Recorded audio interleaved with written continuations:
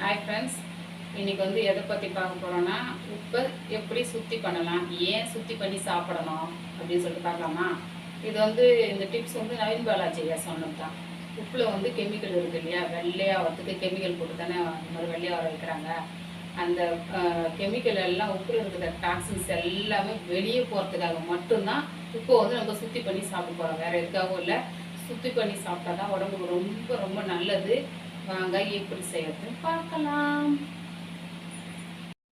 அதுக்கு 2 கிலோ உப்பு எடுத்துருக்கேன் ஃப்ரெண்ட்ஸ். அதுக்கப்புறமா வந்து முருங்கைக்கீரை எடுத்துருக்கேன். எவ்வளோ உப்பு எடுக்கிறோமோ அவ்வளோ கீரை எடுக்கணும் கண்டிப்பாக இரும்பு கடாயில் மட்டும்தான் செய்யணும்.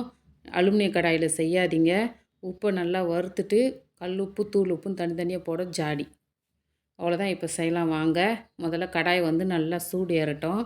சூடு ஏறின பிறகு 2 கிலோ உப்பை வந்து கொட்டலாம். முடிஞ்சால் மாட்டு வண்டியில் கிடைக்கிற உப்பை பயன்படுத்துங்க. இல்லை எங்களுக்கு கிடைக்காது அப்படின்னா கடையில் வாங்கி பயன்படுத்தலாம். அந்த உப்பு கொட்டுறீங்களே, கொட்டின உடனே இந்த முருங்கைக்கீரையும் கொட்டிவிடுங்க ஃப்ரெண்ட்ஸ்.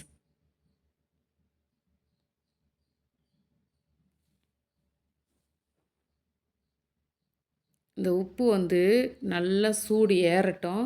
சூடு ஏறின உடனே அப்போ தான் வந்து அதில் இருக்கிற எல்லா டாக்ஸின்ஸும் வெளியே ஆவியாக பறந்து போயிடும்.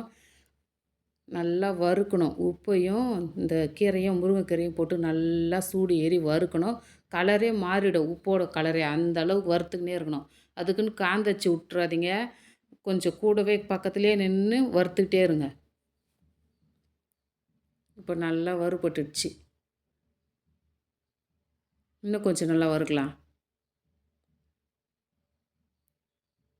அவ்வளோதான் ஃப்ரெண்ட்ஸ். இந்த அளவு நல்லா வறுபட்டுடுச்சு.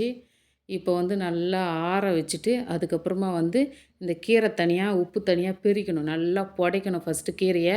எல்லோரும் வந்து யூடியூப்பில் வந்து அந்த கீரையோடு போட்டு பொடி பண்ணி அரைச்சி வச்சிடுறாங்க. ரொம்ப ரொம்ப தப்பான விஷயம்.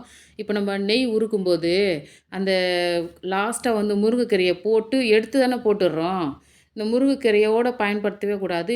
எல்லா முருங்கைக்கீரையும் புடச்சி தனியாக இந்த மாதிரி வெளியே எடுத்து போட்டுட்டு அதுக்கப்புறமா வந்து இந்த உப்பை வந்து கல் உப்பாக பயன்படுத்துகிறப்போ கல் உப்பை ஒரு ஜாடியில் கொட்டிக்கலாம்.